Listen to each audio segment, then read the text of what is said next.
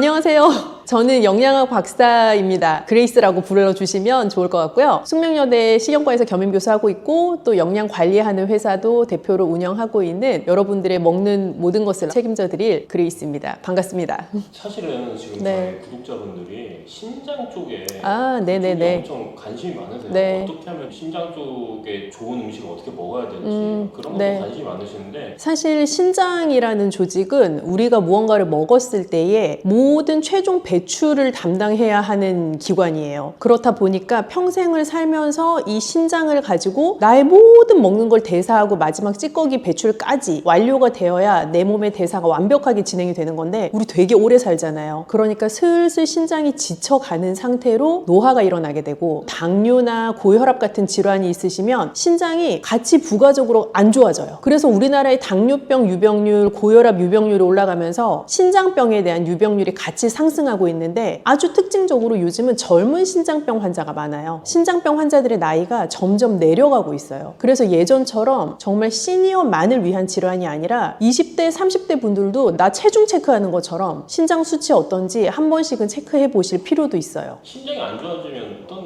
일이 발생하시나요?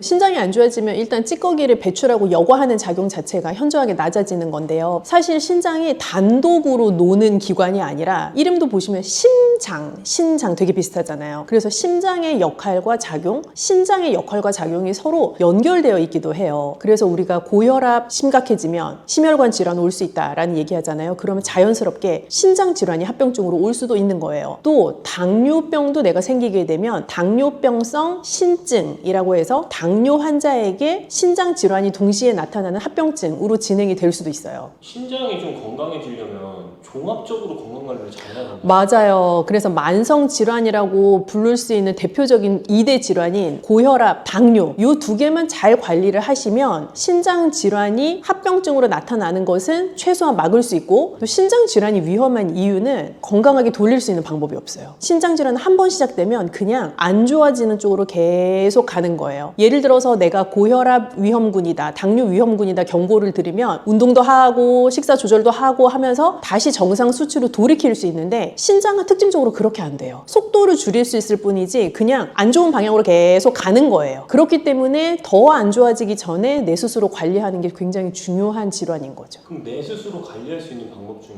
어떤 종류가 있는지 설명해 줄 수 있을까요? 사실은 거의 유일하고도 아주 중요한 게 식사 관리인데요. 먹는 것을 관리하는 것은 아주 중요해요. 그래서 특히 뭐가 중요하냐면 소금 섭취. 그러니까 고혈압 환자랑 같아요. 나 저염식 먹는 거, 그리고 평생 지속할 수 있는 저염식 하는 거 굉장히 중요하고요. 두 번째는 단백질. 요즘 보통 머슬업 할 거야. 그 단백질 엄청 많이 드시고 50대, 60대 되신 분들도 단백질 챙겨 먹어야 근 감소증 안 온다 하면서 많이 챙겨 드시잖아요. 그런데 신장이 안 좋아지기 시작하면 단백질이라는 영양소는 굉장히 신장에 무리가 가는 영양소가 돼요. 그래서 적정량만큼의 단백질을 챙겨 드시는 게 굉장히 중요하고 또 다음 세 번째는 인과 칼륨이라고 하는 우리 몸에서 정상적인 대사에 꼭 필요한 미량 영양소이지만 신장에는 무리가 될 수 있는 미량 영양소 그걸 잘 적정한 양만큼 섭취하는 게 중요해요. 근데 신장병 환자들에게 제가 적정량이라는 단어를 쓰는 게 참 죄송한데 대체 적정량이 뭐냐라고 많이 물어보시거든요. 단백질의 적정량은 쉽게 탁구공 크기 생각하시면 될 것 같아요. 탁구공을 생각하시면 딱 그냥 그 정도 양만큼 내가 한 번 먹을 때 먹는다라고 생각하시면 대부분 한국인 성인한테서는 적정한 양에 해당할 수 있어야 칼륨이나 이런 걸 조심해야 된다고 말씀하셨는데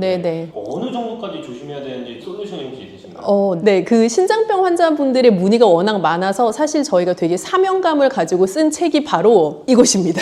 이게 뭔가요? 콩팥병을 이기는 매일 밥상이라는 책인데 사실 콩팥이라는 게 우리 신장을 부르는 순우리말 이름이거든요. 그래서 콩팥병을 이기는 매일 밥상 보시면 사실은 이 콩팥병이라는 게 제가 이긴다라는 표현을 썼지만 엄밀히는 장기적으로 관리를 하면서 나랑 평생 같이 가는 상태예요. 저는 심지어 질환이라고도 딱히 부르고 싶진 않아요. 콩팥병의 상태를 잘 관리하면서 갈 수 있는 방법을 이 책에서 여러 가지 조언을 드리고 있는데요. 콩팥병을 진단을 받으시기 하시게 되면 저는 꼭 기억하셔야 될 가장 중요한 게 여태까지 내가 알고 있었던 내 몸에 좋다고 생각했던 것이 나에게 이제 더 이상 좋지 않을 수도 있다라는 생각을 하셔야 돼요. 왜냐하면 단백질 여태까지 되게 중요하다고 생각하셨죠? 견과류 맨날 좋다고 몸에 챙겨 드셨죠? 흰밥보다 잡곡밥 더 좋다고 생각하고 챙겨 드셨죠? 빵도 뭐 심지어 흰빵보다 잡곡이 들어간 빵이 좋다고 생각하고 드셨을 텐데 등등 이러한 것들이 콩팥병 환자에게는 반대로 적용하셔야 돼요. 단백질도 소량씩 잘 나누어서 적정량 드셔야 되고 견과류 인칼륨이 많아서 그렇게 안 챙겨 드셔도 되고요. 잡곡밥도 칼륨이 많아요. 그래서 흰밥이 낫고요. 빵을 선택하실 때도 잡곡빵보다 오히려 흰빵이 나을 수 있어요. 그리고 채소류도요. 너무 많이 먹으시면 애매해요. 애매하다 함은 우리 나물 몸에 좋다고 막 열심히 많이 드시잖아요. 신장병 환자는 나물 많이 드시면 칼륨 함량이 너무 높아서 오히려 신장에 무리가 갈 수 있어요. 그렇게 내가 여태까지 알던 건강한 식생활에 대한 상식을 한번 뒤집어야 되는 이벤트가 바로 신장병을 진단받는 그 순간입니다. 사실은 물에 빠진 고기는 고기로 취급 안 한다는 분들 많으시지만 신장병 진단 받으시면 구워 먹거나 볶아 먹거나 이런 조리법보다 사실 물에 빠진 게 훨씬 좋아요. 고기도 물에 삶아 드시는 게 좋고요. 그럼 뭐 우리나라식으로 치면 보쌈이나 수육이나 그런 메뉴들이 이제 해당할 수 있겠죠. 그래서 기름기가 없는 부위를 선택하셔서 잘 삶아서 드시는 조리법이 좋고 채소도요. 볶아가지고 먹고 하는 것보다 물에 좀 데쳐서 담가 놓았다. 그랬다가 한번 살짝 저염으로 묻혀서 드시는 그 물에 담그는 과정에서 칼륨의 수용성이기 때문에 많이 용해돼서 나가거든요. 그래서 그렇게 드시는 게 좋아요. 그러면은 양념 같은 것도 좀 조심해야 되겠어요. 네, 양념은 무조건 저염입니다. 저염이라고 하면 맛없겠다 그런 생각 많이 하시고 사실 맛 없어요. 그렇게 저염으로 드시면. 그런데 이 맛을 어떻게 살릴 수 있느냐가 사실 핵심이고 기술이잖아요. 저염이라고 하면 우리가 많이 쓰는 소금, 간장, 된장, 고추장 이런 무슨 장으로 끝나는 거 많이 안 쓰는 게 저염인데 그럼 뭐 딴 거를 써야 맛있을 거잖아요. 그래서 권장할 수 있는 게 좋은 식초, 레몬즙, 좋은 카레가루, 염분이 낮지만 나의 입맛에 또 다른 킥을 줄 수 있는 양념을 쓰시면 좀 맛있게 식사를 하시면서도 또 동시에 저염으로 즐길 수 있는 방법이 돼요. 좋은 식초가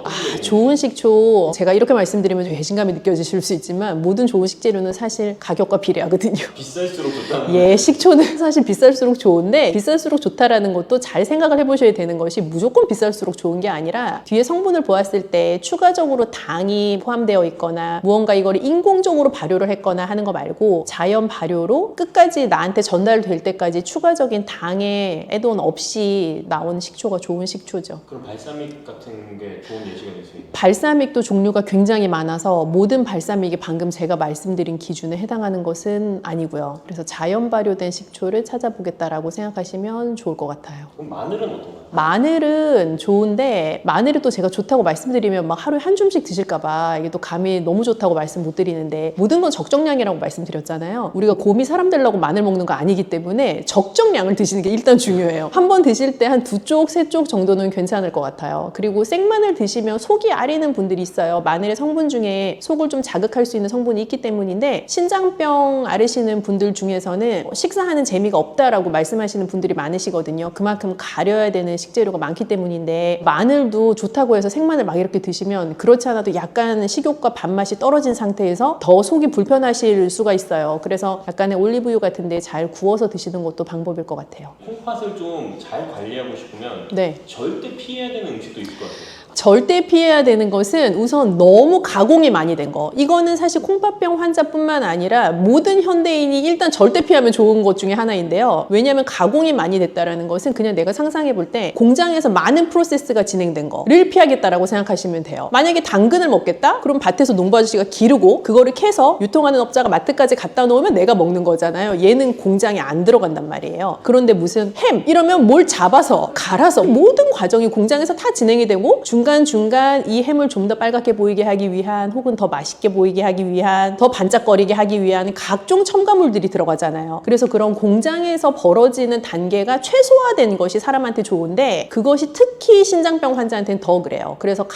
가공식품이나 초가공식품은 우선 피해 주시면 좋을 것 같아요. 고칼륨 식품은 슬프지만 녹색 잎채소는 고칼륨 식품입니다. 그래서 나물을 만들어 먹을 수 있는 모든 채소는 우선 고칼륨이라고 생각을 해주시면 좋을 것 같아요. 돼요. 그래서 고칼륨 채소이지만 사실 내 몸에 필요하고 먹어야 되잖아요. 그렇기 때문에 저희가 권장드리는 방법은 채소를 사서 찬물에 1시간 정도 이렇게 담궈 놓고 그러면 이 칼륨이 수용성으로 용해되고 또 다시 한번 나물 조리하듯이 데쳐요. 그러면 끓는 물에서 다시 한번 칼륨이 용해가 돼요. 그 상태에서 저염 양념으로 살짝 무쳐 드시는 것은 고칼륨인 채소를 중칼륨이나 저칼륨으로 바꿀 수 있는 방법이 돼요. 음료는 색깔 짙은 음료는 피한다고 생각하시면 돼요. 예를 들어서 콜라, 이런 색깔이 진하잖아요. 그런 음료들은 인 함량이 높아요. 음료도 공장에서 나오는 제품이잖아요. 공장에서 나오는 제품들은 대부분 인이라는 영양소가 여러 첨가물에 많이 들어가 있기도 하기 때문에 인 함량이 높아요. 그래서 가공식품이 인 함량이 높은 것처럼 공장에서 나오는 다양한 종류의 음료들도 인 함량이 높은 경우가 많은데 특히 색깔이 짙은 탄산음료일수록 그럴 수 있다라고 생각하셔도 거의 무방할 것 같아요. 제로는 대체당을 썼다 뿐이지 똑같습니다. 그래서 제로 음료도 신장병 환자한테는 좋지 않습니다.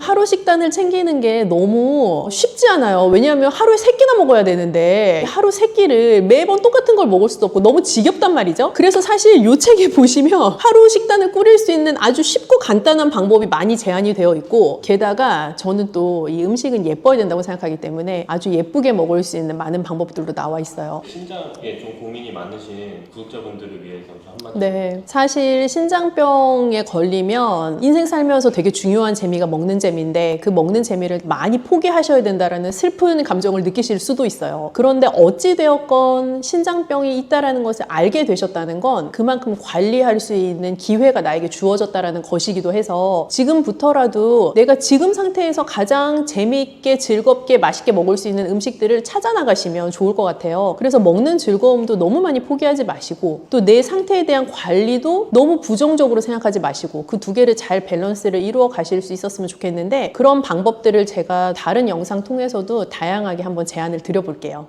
뿌리, 줄기, 이파리까지 버릴 것 없는 대파는 정말 다양한 조리법도 있는데요. 피를 맑게 하고 내장 지방을 없애주며 장 건강에도 좋은 풍부한 영양소들도 함유되어 있어 반드시 먹어야 하는 채소 중 하나입니다. 이런 대파도 함께 먹으면 보약이 되는 음식이 있고 또 독이 될 수 있는 음식도 있습니다. 그리고 먹는 방법에 따라 효능도 다르다고 하니 다양한 방법으로 드시는 것을 추천해 드리고요. 그럼 지금부터 대파의 효능과 함께 먹으면 보약이 되는 음식 3가지와 독이 되는 음식 2가지까지 알려드리겠습니다. 그리고 대파의 특급 레시피 4가지와 대파 보관법까지 대파의 모든 것 알려드릴게요. 우리나라에서는 통일신라 때부터 재배를 했다고 알려져 있습니다. 그만큼 오랫동안 재배하고 식탁에 올라온 채소인데요. 대파 특유의 향이 다른 식재료의 잡냄새를 제거하는데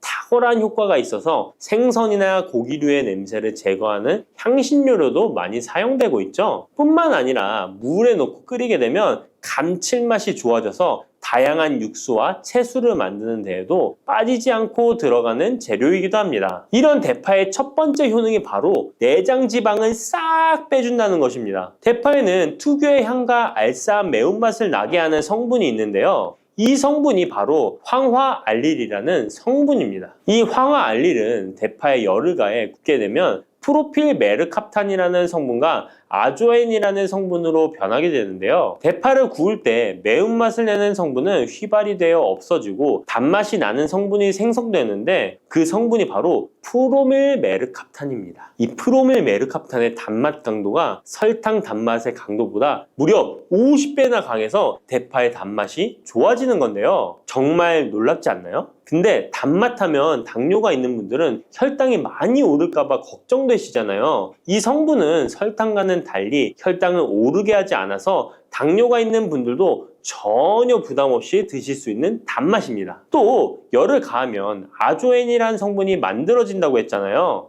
바로 이 성분이 우리 몸을 회복시키는 효능이 있는데요. 어떻게 우리 몸을 회복시킬까요? 그것은 바로 혈관을 깨끗하게 해주기 때문입니다. 아조엔의 별명이 바로 혈관 청소부인데요. 혈관에 나쁜 콜레스테롤을 제거하고 혈액이 뭉치는 혈전 생성을 방지해줍니다. 혈관도 확장해줘서 혈액순환을 원활하게 해주는 역할도 해준답니다. 이런 효능으로 신진대사를 원활하게 해주고 동맥경화, 고지혈증, 고혈압 등의 심혈관 질환을 예방하는 데에도 도움을 줄 수 있습니다. 뿐만 아니라 내장 지방을 분해해 몸 밖으로 배출시켜주는 효능이 있어서 건강뿐만 아니라 다이어트에까지 도움을 주는데요. 최근에는 다이어트 식품으로도 많이 활용되고 있습니다. 그리고 대파의 녹색 부분에는 베타카로틴이 풍부한데요. 이 성분이 바로 강력한 항산화 물질입니다. 이 베타카로틴은 우리 몸속의 활성산소를 제거하여 노화를 방지해주고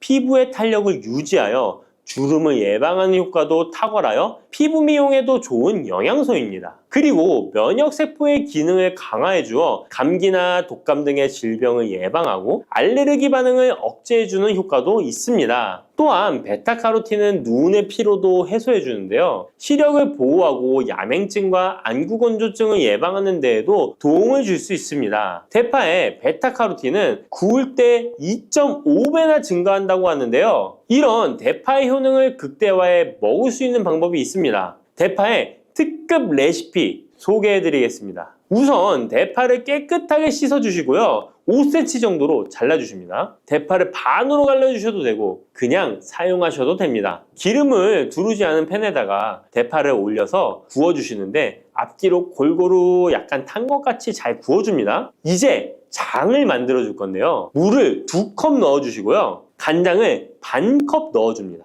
그리고 고춧가루와 참기름을 1스푼씩 넣어줍니다. 이렇게 넣고 한번 끓여주시고 다 끓고 나면 식초를 반 스푼 넣어주시면 됩니다. 이렇게 만들어진 양념장을 구운 파를 넣은 그릇에 붓고 하루 정도 숙성시켜 드시면 됩니다. 물론 바로 드셔도 되지만 숙성시켜 드시면 더욱 맛있는 대파 요리를 드실 수 있습니다. 그리고 대파에서 대파의 뿌리는 특히 채소와 육수를 만들 때 많이 사용하는데요. 대파의 뿌리에는 알리신이라는 성분이 풍부하게 함유되어 있습니다. 이 알리신은 우리 몸을 따뜻하게 해주고 열을 올려주는 역할을 하고 혈액순환을 원활하게 해줘서 신경을 안정화시켜주기도 하는데요. 이렇게 신경을 안정시켜주는 효능으로 불면증도 완화해주어 잘 때 머리맡에 두고 주무시는 분들도 계십니다. 그리고 알리신은 몸에 열을 내주는 효능으로 기침 감기와 가래를 완화시켜주는 데 도움을 주며 항균, 항암 효과도 있어서 각종 바이러스와 암세포를 억제해주어 암을 예방하는 데에도 탁월한 효능을 발휘합니다. 알리신은 지방을 분해하고 배출해줘서 다이어트에도 도움을 준다고 알려져 있습니다. 그리고 대파의 뿌리 부분에는 폴리페놀 성분이 많이 함유되어 있어 심혈관 질환 예방에 탁월한 효능이 있습니다. 식이섬유도 풍부하여 장 운동을 활성화하고 배변 활동을 도와 변비를 예방하고 숙변을 제거하는 효능도 있고요. 이런 대파 뿌리를 채소나 육수 만드실 때 말고는 특별히 많이 안 쓰는데요. 대파 뿌리의 특급 레시피를 하나 알려드릴게요. 그것은 바로 대파 뿌리 생강차입니다. 대파 뿌리와 생강을 함께 끓여서 차로 드시게 되면 기관지나 폐와 같은 호흡기의 염증을 제거해주고 무릎과 같은 관절의 염증도 제거해주어 관절 통증을 완화시켜줄 수 있습니다. 생강에는 진저롤, 쇼가올, 페로 화합물 등 다량의 항염증 성분들이 함유되어 있어서 우리 몸의 염증을 제거하는 데 탁월한 효능을 가지고 있습니다. 생강은 약재로서 오랫동안 사용되어 왔는데요. 최근에도 계속해서 새로운 효능이 발견되고 있을 정도로 약성이 아주 좋은 식품입니다. 최근 한 연구 결과에 따르면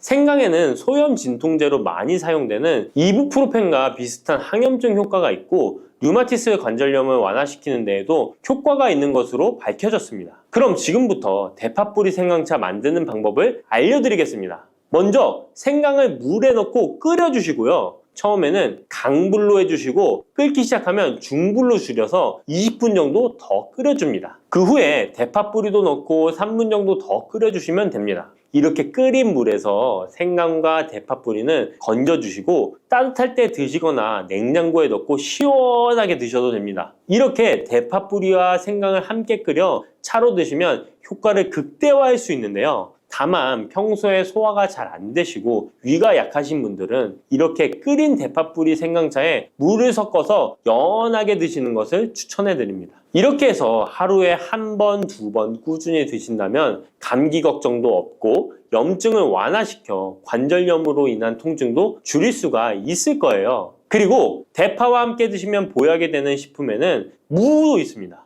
무를 말려서 무말랭이로 드시면 무의 좋은 성분들을 농축하여 드실 수 있다고 하는데요. 간단하게 다시 한번 알려드리자면 무를 드시면 기침과 가래를 멈추게 해주는 효능이 있고 소화를 잘 되게 해주며 혈관을 깨끗하게 해줘서 심혈관 질환에도 도움을 줄 수 있습니다. 또한 칼슘의 함량이 높아서 골다공증을 예방하고 뼈를 튼튼하게 만들어주죠. 그리고 해독작용도 뛰어나고 혈당을 조절해줘서 당뇨를 예방하는 데에도 도움을 줄 수 있습니다. 이렇게 좋은 물을 대파와 함께 드시면 그 효능이 극대화될 수 있는데요. 특히 혈액을 깨끗하게 해줘서 심혈관 질환을 예방하며 당뇨 또한 예방해줄 수 있을 뿐만 아니라 당뇨 합병증을 완화시켜주는 데에도 탁월한 도움을 받을 수 있습니다. 대파를 넣은 무말랭이 무침을 만들어 드시면 오독오독한 무말랭이 식감도 좋고 입맛도 돌게 하는 반찬으로도 정말 좋으니까 꼭 대파 무말랭이 무침도 만들어서 드셔보시길 바랍니다. 대파와 함께 드시면 보약이 되는 음식 세 번째는 바로 두부입니다. 이 대파와 두부가 만나면 우리 몸에 에너지를 공급하여 활력이 넘치도록 도와줍니다. 그 이유는 바로 대파의 알리신 성분과 두부의 비타민 B1이 만나면 알리티아민으로 전환이 되는데요. 이 알리티아민이 비타민의 체내 흡수율을 높여주고 신진대사를 촉진해서 우리 몸의 피로를 회복하고 에너지를 불어넣어주기 때문입니다. 그럼 여기서 대파 두부조림 맛있게 만들어 드시는 특급 레시피 알려드릴게요. 먼저 잘 씻은 대파를 어슷썰기로 썰어주시고요. 두부는 정사각형으로 깍둑 썰기를 해줍니다. 먼저 두부를 기름을 두른 팬에 구워주시고요. 노릇노릇해지면 썰어놓은 대파를 넣어줍니다. 간장을 2스푼 넣어주시고요. 고소한 참깨도 뿌려서 잘 익혀주시면 대파 두부조림 완성입니다. 정말 맛있겠죠? 이렇게 만든 대파 두부조림을 드시고 활력 넘치는 하루를 보내실 수 있을 거예요. 대파와 함께 드시면 보약이 되는 음식 네 번째 알려드릴게요. 그것은 바로 대파 팽이버섯 부침입니다. 이 팽이버섯은 버섯 중에서도 버섯 키토산의 성분이 가장 많이 함유되어 있을 뿐만 아니라 식이섬유가 정말 풍부하게 함유되어 있는데요. 버섯 키토산은 혈액 속의 지방을 분해하고 콜레스테롤을 제거해 고혈압, 동맥경화, 심장병 같은 심혈관 질환을 예방할 뿐만 아니라 체내의 지방을 흡착하여 배출시켜 주어 내장 지방을 줄여주는 데에도 탁월한 효능이 있습니다. 또한 체내의 중금속의 배출을 돕고 간 건강을 돕는 효능도 있다고 알려져 있고요. 그리고 풍부한 식이섬유가 배변 활동을 도와서 숙변을 제거하는 데에도 큰 도움을 줍니다. 하지만 이 팽이버섯의 세포벽은 단단하기 때문에 그냥 드시게 되면 좋은 성분을 흡수하기가 힘든데요. 열을 가하게 되면 세포벽이 깨지면서 영양 성분의 흡수율을 높일 수 있습니다. 이런 팽이버섯과 대파를 함께 드시게 되면 내장 지방을 제거하고 혈관을 깨끗하게 하는데 탁월한 음식이 되는데요. 먼저 팽이버섯의 밑둥은 잘라버리시고요. 팽이버섯을 적당한 크기로 잘 썰어줍니다. 그리고 흐르는 물에 잘 씻어줍니다. 그리고 대파는 어슷썰기로 잘게 썰어주시고요. 적당한 용기에 계란을 풀어주세요. 팽이버섯과 대파를 넣어서 잘 섞어주고 소금 한 꼬집을 넣어 간을 해줍니다. 이제 잘 달궈진 팬에 기름을 두르고 붙여주시면 됩니다. 정말 쉽죠? 그런데 이렇게 좋은 대파도 함께 드시면 안 되는 음식이 있습니다. 대파와 함께 드시면 안 되는 음식 첫 번째는 바로 꿀입니다. 대파와 꿀은 두 가지 다 몸에 열을 올려주는 효능이 있습니다. 한의학에서는 대파와 꿀을 함께 먹으면 위장에 탈이 나고 더부룩한 현상이 나타날 수 있다고 하는데요. 대파와 꿀을 함께 먹으면 위에서 소화액 분비를 억제하여 소화불량을 유발할 수 있기 때문인데요. 또한 꿀은 알레르기 반응을 일으킬 수 있는데 대파와 함께 먹으면 알레르기 반응이 더 악화될 수 있다는 것을 알아두시면 좋고요. 꼭 기억하셔서 대파와 꿀은 함께 드시지 않기를 추천합니다. 또 대파와 함께 드시면 안 되는 음식은 미역입니다.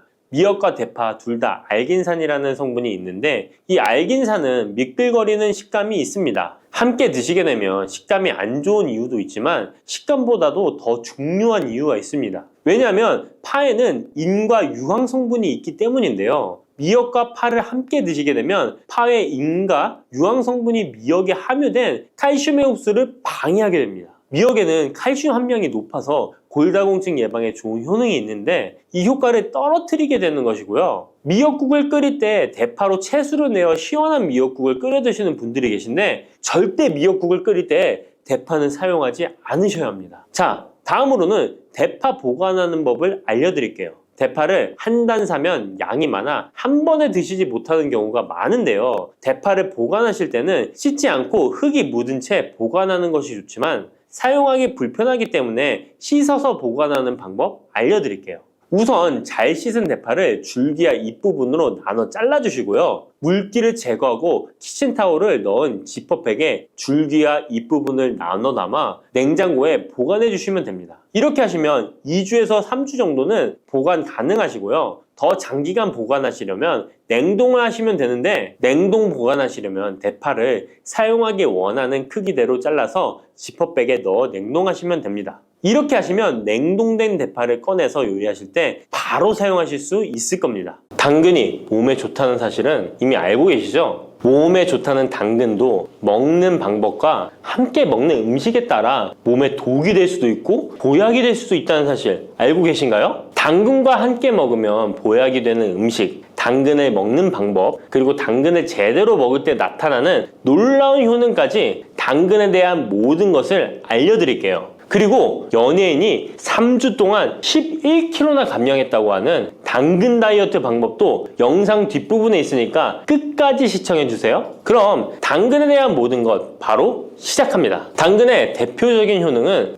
베타카로틴에서 나옵니다. 베타카로틴은 채소를 노란색, 주황색, 빨간색이 되도록 하는 성분이며 대표적인 항산화 물질입니다. 항산화 작용을 한다는 것은 항염증 작용을 한다는 것이고 항염증 작용을 한다는 것은 바로 항암 작용을 할 수 있다는 것인데요. 당근의 첫 번째 효능은 눈 건강을 좋게 한다는 것입니다. 당근의 베타카로틴이 우리 몸속에 들어오게 되면 비타민 A가 되는데요. 비타민 A는 눈 건강을 좋게 하는 성분이죠. 당근을 먹으면 눈이 좋아진다는 말을 많이 들어보셨나요? 눈 건강을 위해 루테인을 드시는 분들이 점점 많아지고 있습니다. 그렇다면 눈에 좋다는 루테인, 영양제를 먹는 것과 당근을 먹는 것은 어떤 차이가 있을까요? 영양제와 당근에는 모두 비타민 A, 루테인, 지아잔틴 등이 들어있어서 시력을 유지하고 눈의 노화를 방지해주며 황반 변성 등의 질환도 예방해줍니다. 당근에는 여기에 비타민 C, 비타민 K, 그리고 필수 미네랄이 더 있어서 항산화 효과 및 뼈 건강에도 도움을 받을 수가 있게 되고요. 우리가 혈액순환이 잘 안 될 때는 루테인 영양제를 드신다고 해도 효과에 한계가 있을 수 있어서 평소에 당근을 좀 더 드셔보시는 걸 추천해드립니다. 두 번째 당근의 효능은 노화 방지입니다. 이것도 베타카로틴의 효능과 관련이 있습니다. 노화가 된다는 것은 몸이 산화가 되고 염증이 많아진다는 것인데요. 염증이 몸 안에 곳곳에서 문제를 일으키게 되는 것이죠. 이런 염증을 없애주는 것이 바로 노화를 방지하는 건데요. 바로 당근의 베타카로틴과 비타민 C에는 강력한 항산화 작용으로 염증을 없애주고 노화를 방지해주는 것입니다. 세 번째 당근의 효능은 장을 건강하게 하고 당뇨를 예방한다는 것입니다. 요즘에 당근 주스 많이들 만들어 드시는데요. 착즙해서 드시는 분들 많으시죠? 약간 아쉬운 것은 착즙하고 남은 찌꺼기는 모두 버린다는 것입니다. 당근은 사실 식이섬유 폭탄이라고도 할 수 있는데요. 당근의 베타카로틴이 혈액 내의 염증을 제거하고 당근의 식이섬유는 장 속의 노폐물을 제거하는 역할을 해줍니다.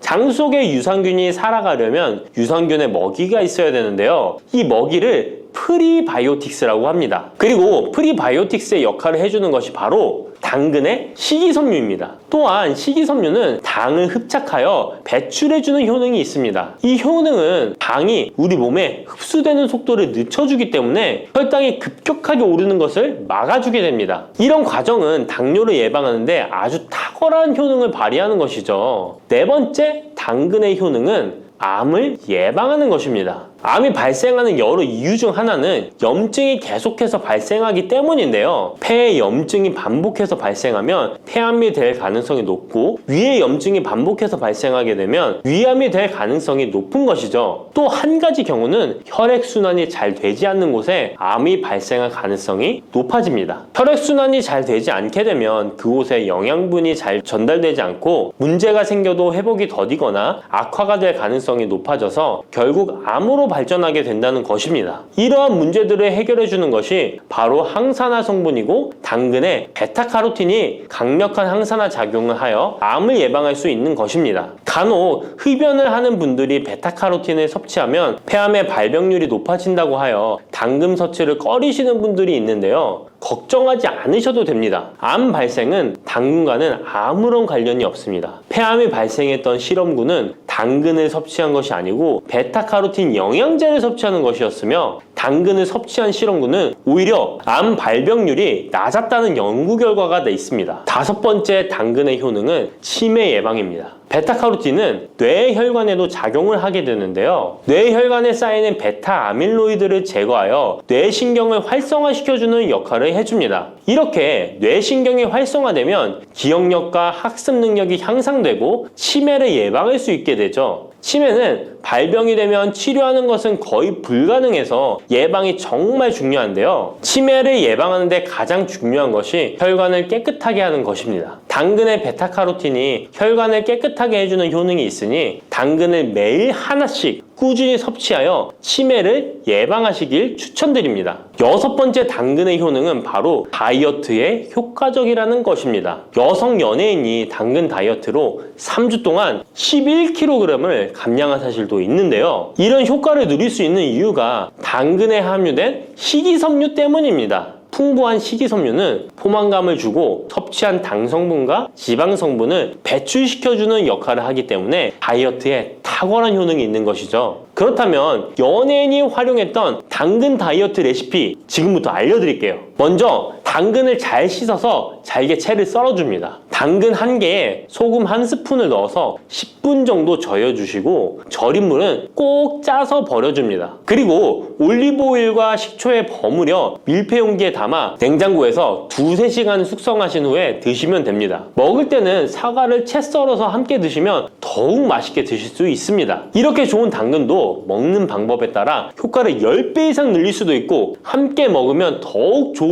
음식들이 있는데요. 우선 당근을 드실 때 다이어트가 목적이라면 생으로 드시는 것이 가장 효과가 좋습니다. 다만 식이섬유는 소화가 잘 되지 않기 때문에 장이 안 좋은 분들은 익혀서 드시는 것이 좋습니다. 그리고 당근을 드실 때는 껍질까지 함께 드시는 것을 추천드리는데요. 당근의 영양 성분은 껍질에 가장 많이 함유되어 있기 때문입니다. 그리고 당근의 베타카로틴은 지용성 성분입니다. 지용성이라는 것은 기름에 잘 녹는다는 것인데요. 따라서 베타카로틴을 잘 흡수하기 위해서는 기름과 함께 섭취하는 것이 좋습니다. 오메가3가 풍부한 올리브유나 들기름, 아마씨유 같은 기름을 사용하면 좋고요. 이렇게 기름을 사용해서 살짝 익혀 드시게 되면 생으로 드셨을 때 10% 정도 흡수되는 베타카로틴을 70% 정도 흡수할 수 있게 됩니다. 엄청난 차이죠? 기름에 볶을 때 주의사항은 너무 오래 익히지 말고 살짝만 익혀서 드시는 것이 좋습니다. 너무 오래 볶으면 오메가3를 함유한 기름도 산패되어서 문제가 될 수 있기 때문입니다. 다음으로 함께 먹으면 좋은 음식들을 알려드릴게요. 몇 년 전부터 유행하고 있는 주스 있잖아요. ABC 주스라고 하는데요. 들어가는 재료는 사과, 비트, 그리고 당근이죠. 이 3가지를 함께 갈아서 주스로 마시면 항산화 폭탄 주스를 마시게 되는 것인데요. 이 3가지 중에서 비트의 효능이 혈관을 확장시켜주는 역할을 합니다. 풍부한 항산화 성분들이 확장된 혈관을 따라 온몸 구석구석에 공급되어 혈관을 깨끗하게 하고 염증을 제거하여 각종 질병을 예방할 수 있게 되는 것이죠. 다만 비트에는 옥살산이 함유되어 있어서 신장의 결석을 유발할 수 있기 때문에 신장이 약하신 분들은 약간의 주의가 필요하고요. 그래서 요즘엔 이 비트를 빼고 사과, 양배추, 당근 이렇게 3가지를 넣은 ACC 주스를 많이 드시는데요. 양배추는 우리 몸의 진액을 보충해줘서 점막을 촉촉하게 해주는 효능이 있어서 외부로부터 들어오는 바이러스와 이물질을 배출시켜주는 탁월한 효능이 있습니다. 그리고 항암 효과를 극대화시켜줄 수 있는 음식도 알려드릴게요. 바로 브로콜리와 단호박을 당근과 함께 드시면 됩니다. 3가지를 생으로 드시는 것보다 찜기에 쪄서 드시면 흡수율을 훨씬 높일 수 있고요. 올리브 오일과 약간의 소금을 넣고 물과 함께 섞어서 드시면 맛도 좋고 건강에도 좋은 강력한 항암 주스로 드실 수 있습니다. 들깨를 이렇게 드시면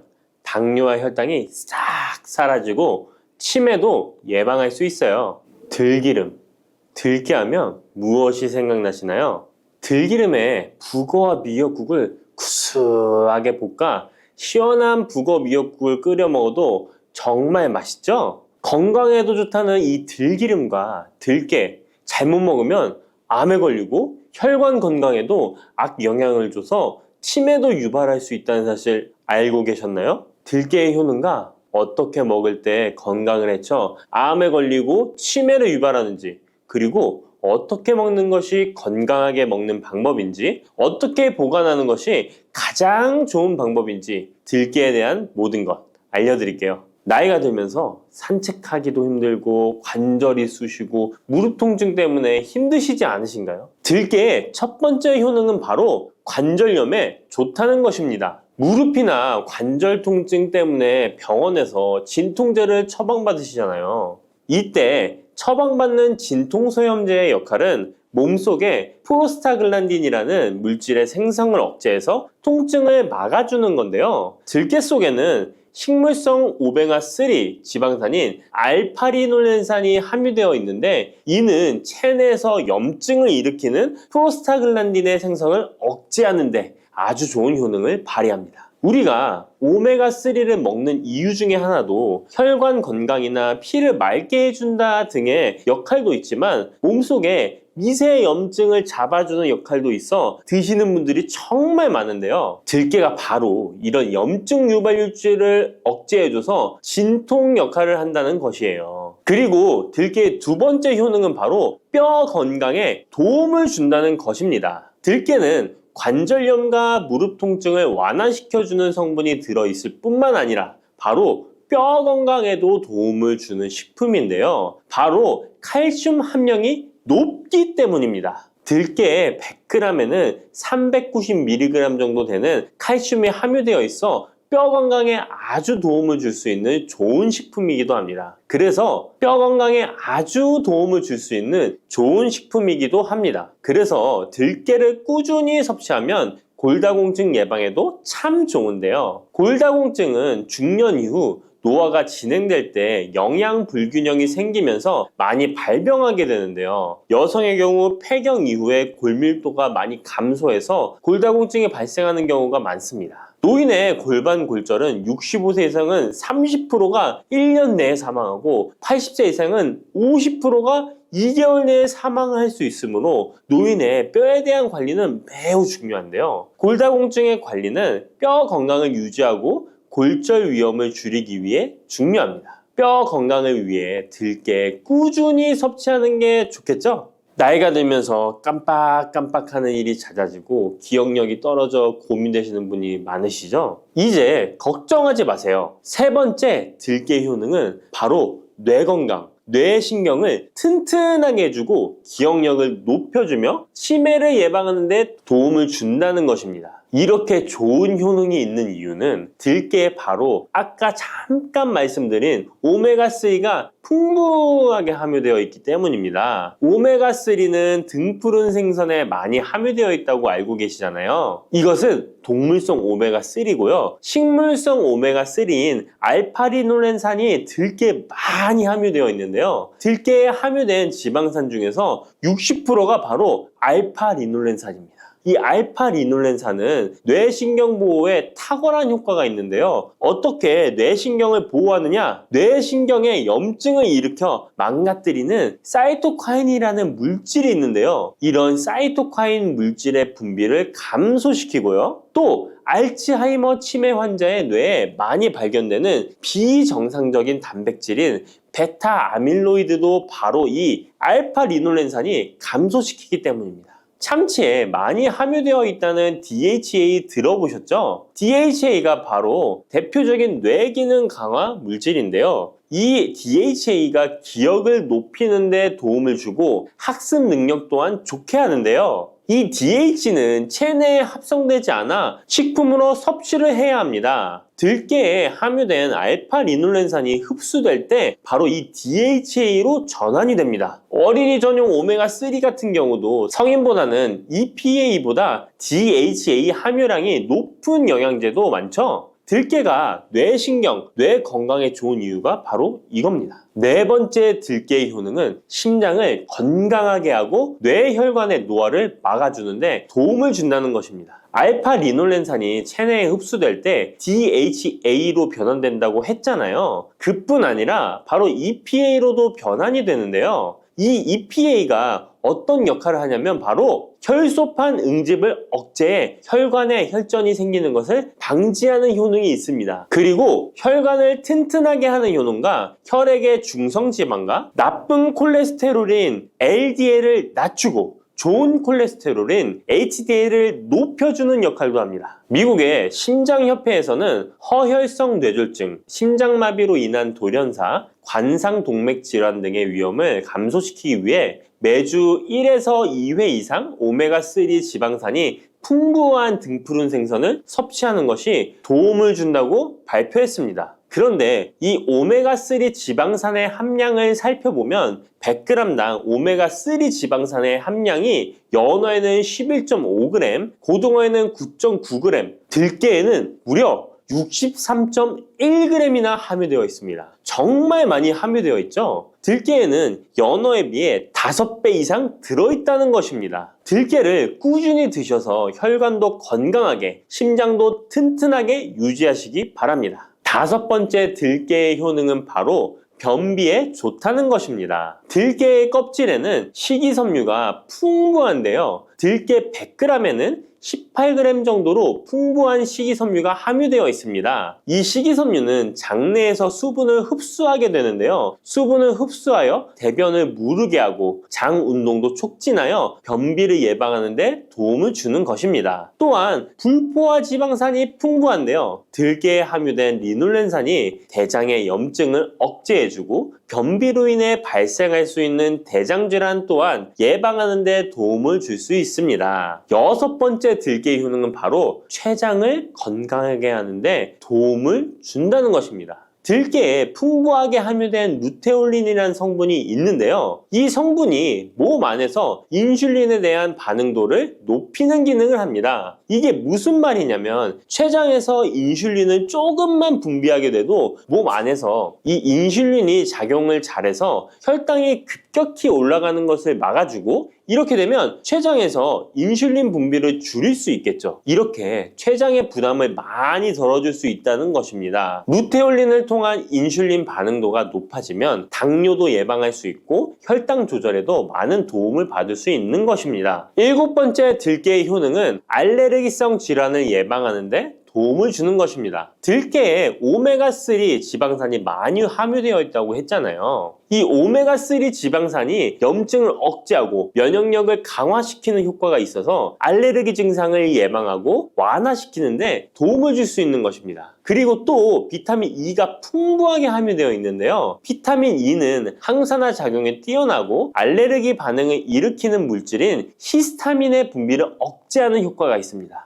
알레르기에 처방받는 항히스타민제와 비슷한 기전이라고도 어찌 보면 볼 수 있겠죠. 여덟 번째 들깨의 효능은 빈혈에 좋다는 것입니다. 들깨 100g에는 철분이 약 14mg 정도로 함유되어 있는데요. 이는 시금치의 약 2배에 해당됩니다. 시금치보다도 철분 함량이 높아 빈혈에 도움을 줄 수 있는 것이고 그뿐만 아니라 들깨에 함유된 비타민 B1, 2는 조혈작용을 도와주는데요. 조혈작용이란 혈액 속의 혈구를 만들어내는 과정을 말합니다. 빈혈이 있는 분들이 들깨를 꾸준히 드신다면 빈혈을 개선하는데 많은 도움을 받을 수 있는 것이죠. 자, 그런데 이렇게 좋은 들깨도 가장 취약한 단점이 있습니다. 그것은 바로 열에 약하고 쉽게 산패된다는 것입니다. 일반적으로 통들깨보다는 들기름으로 많이들 섭취하게 되시는데요. 이 들기름을 짤 때의 방법이 중요합니다. 보통은 200도 이상으로 들깨를 달달 볶아서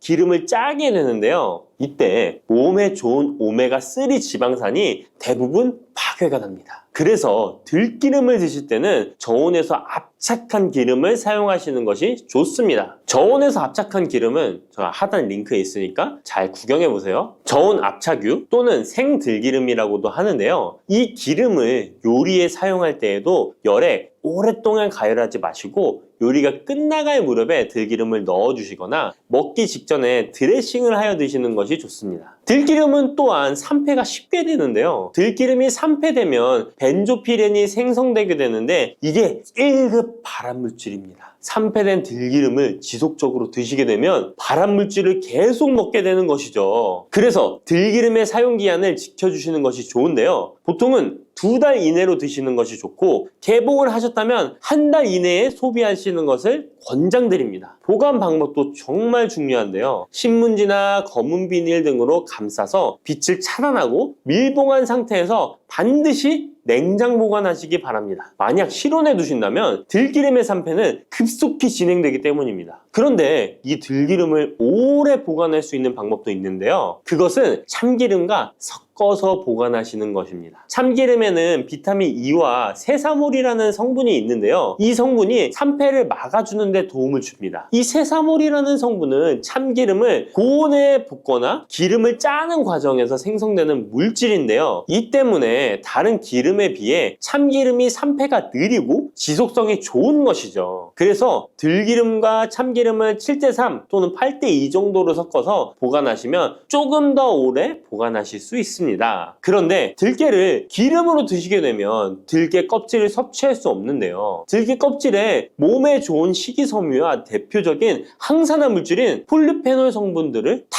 버리게 되는 것입니다. 그래서 들깨를 제대로 드시려면 들기름보다도 통들깨 자체로 드시는 것이 좋습니다. 마트에 가면 통들깨보다도 들깨 가루를 많이 판매하시는데요. 들깨 가루는 산패가 빨리 되기 때문에 통들깨를 구매해 드시길 바랍니다. 통들깨를 구매하시면 그 안에 작은 돌이라든지 이물질이 들어있어 세척을 잘 해주셔야 되는데요. 세척하는 방법 알려드릴게요. 먼저 들깨를 물에 담가 씻어줍니다. 그리고 물 위에 뜨는 것만 채로 걷어 옮겨주시기 바랍니다. 그렇게 하면 바닥에 이물질만 남는데요. 이것을 버리고 또 물에 담가 씻어주고 물 위에 뜨는 것만 채로 걷어 옮겨주시면 됩니다. 이 같은 작업을 3번, 4번 반복해주면 되는데요. 이렇게 하면 통들깨를 깨끗하게 세척할 수 있습니다. 깨끗하게 세척한 통들깨는 자연 건조해 주셔도 되긴 하지만 시간이 오래 걸리니 팬에 담아 약한 불로 건조시켜 주시거나 쉬운 방법은 전자레인지를 이용하시면 됩니다. 전자레인지를 이용한 건조 방법 알려드릴게요. 세척한 통들깨를 접시에 담아 주시고요. 이렇게 해서 5분 정도 돌려주시고요. 상태를 확인해 줍니다. 아직 덜 건조되었을 거예요. 한 번에 오랜 시간 전자레인지에 돌리면 들깨가 탈 수 있으니까 이렇게 5분 정도씩 돌려가며 상태를 확인해 주면서 완전히 건조될 때까지 이 작업을 해주시면 됩니다. 완전히 건조된 통들깨는 그냥 스푼으로 떠서 드셔도 되고요. 먹을 만큼씩 믹서기에 갈아서 음식에 넣어 드셔도 되고 통들깨 자체로 음식에 넣어 드셔도 됩니다. 이렇게 하시면 들깨를 산패되지 않은 상태로 신선하고 건강하게 버리는 것 없이 드실 수 있습니다.